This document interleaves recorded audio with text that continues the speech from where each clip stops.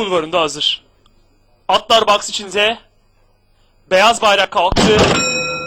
Start verildi ve koşu başladı. Şimar rakiplerinden 3 boy sonra koşuya başladı. Orta kulvardan gelen Şuruk liderliği almaya çalışıyordu. Hemen içinden 1 numaralı Golden Pie ataklarını arttırdı ve liderliği alan 1 numaralı Golden Pie farkı da 2 boya kadar çıkarttı. İkinciliğe doldurup orta kulvardan 7 numaralı Şimar sokuldu ki hatta Şimar şimdi ataklarını arttırdı. İkinciliğe kadar girdi. Hemen dışında 8 numaralı Sen Gelmez olduğunu. Üçüncülükte 5 boy kadar geride. 6 numaralı Şuruk dördüncülükte 2000 metre start yeri geçildi.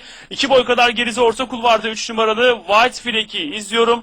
White Flag'in 1 boy kadar gerisinde orta kulvarda 2 numaralı Majestic Girl, bunun da 2,5 boy kadar gerisinde. Son sırada 4 numaralı Lady Chuart şeklinde koşuda 1600 metre start yerine doğru gidiyor safkanlar. 1 numaralı Golden Pie kaçmayı sürdürüyor. 1600 metre start yerinde 1 boy kadar önde geçti. 7 numaralı Şimar takipte. 5 boy kadar geride 8 numaralı Sen Gelmez oldun. Bunun 5 boy kadar gerisinde orta kulvarda White Flag, hemen içinde 6 numaralı Şuruk.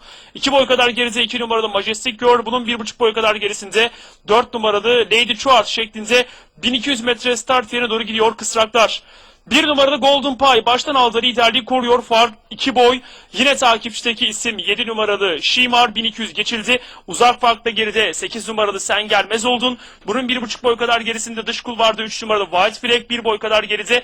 Bariyer dibine yakın 6 numaralı Şuruk. Şuruk'un 2 boy kadar gerisinde 2 numaralı Majestic Girl, hemen sağrısında 4 numaralı Lady Chuart şeklinde 1000 metre start yeri de geçildi. Liderlik 1 numaralı Golden Pie'da fark yarım boya kadar indi. 7 numaralı Şimar takipte. Şimar'ın 1 boy kadar gerisinde bariyer dibinde 3. 8 numaralı Sen Gelmez oldun. 4. 3 numaralı White Flag, daha sonra bariyer dibinde 6 numaralı Şuruk.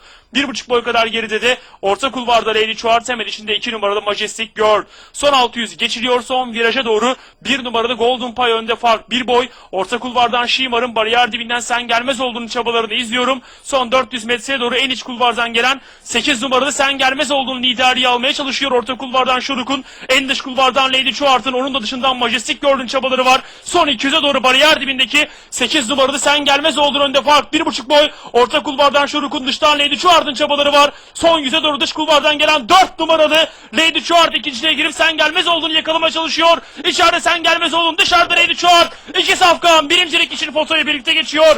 2 numaralı Majestic Girl, 3. 6 numaralı Şuruk da koşudan 4. olarak ayrıldı. 1. ve 2.lik kararı 4 numaralı Lady Chuart ve 8 numaralı Sen Gelmez olduğun arasında.